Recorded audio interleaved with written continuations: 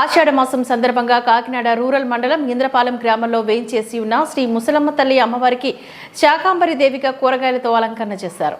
ఉదయం నుంచి పెద్ద ఎత్తున భక్తులు అమ్మవారిని దర్శించుకుని తీర్థ ప్రసాదాలను స్వీకరించారు.